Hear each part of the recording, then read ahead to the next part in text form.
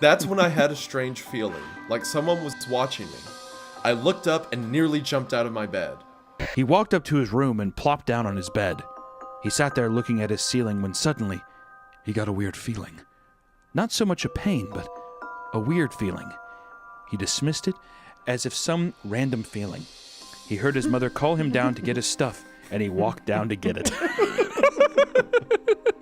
So what I like about this is he had a feeling, it seems like a very feeling. He had a feeling that was a feeling. It wasn't a painful feeling, but it was a weird feeling. It was a feeling. Jeff has a similar feeling the next day. That weird feeling, the feeling. He has the feeling the next day. Feeling. All right? Except this time he compares it to a tugging pain. So I'm like, okay, well now he's having a heart attack or something. I don't know what's happening to him. But he dismisses it. Good man.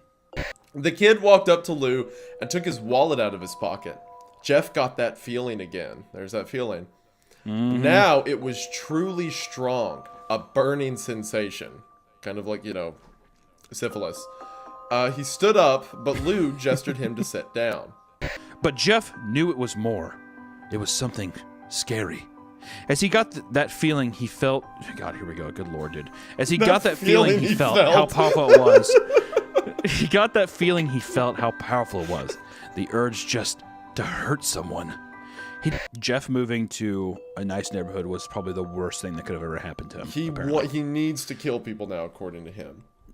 Yeah, apparently now this feeling, the feeling that we're feeling, the feeling that we felt before that we felt and we're feeling now that we felt that we feel is Jeff basically being like, I feel like I want to hurt someone, which once again only adds to the narrative that does this not sound like some 4chan incel school shooter vibes. Yeah.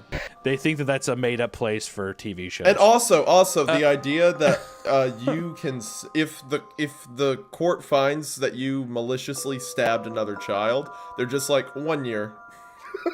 1 exact year. Yeah. To you, Jeff, the man with feelings, who you felt. Jeff, are you feeling those feelings now? Maybe. Have you felt them when you feel them? Have you felt them when you feel them, and you felt them when you felt feeled, Jeff? Oh, okay, hold on. To break someone's bones, I feel like would be relative. I mean, I have never done it, but I have to imagine it's got to be pretty tough. Yeah.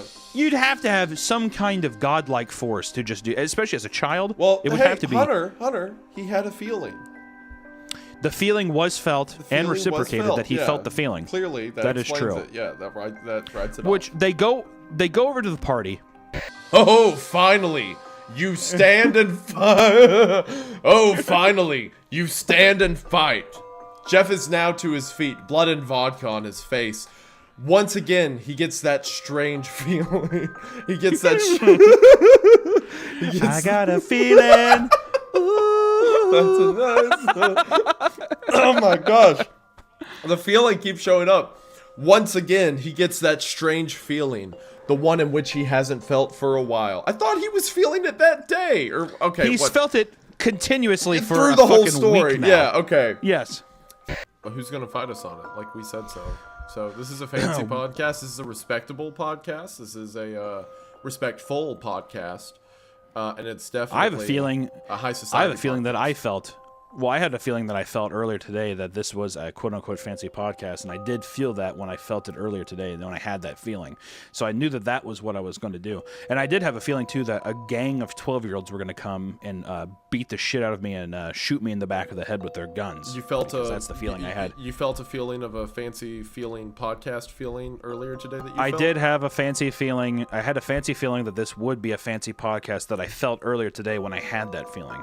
So that's where we ended up. That's a fancy feeling. It is a pretty fancy feeling, and I'm going to digress by taking that feeling and putting in this feeling that I need to read more of this story. Yeah. Which is, Jeff is in his... part? Yes, go ahead. Just looking at this. I hope you burn in hell. Look here, I love boy. the idea of a cop telling a 9-year-old to burn in hell. That's just a very funny thing to me. I hope you burn in hell, Lou. Look here, boy. In this fancy neighborhood, we got feelings, all right? And these feelings are very important feelings. And when a Your feeling brother comes gets it. along to mess up those feelings, well, we don't take too kindly to that. We don't take too kindly to that. Your brother gets it, but you're having a hard time wrapping around your stupid little head, Lou. Idiot! They don't get it!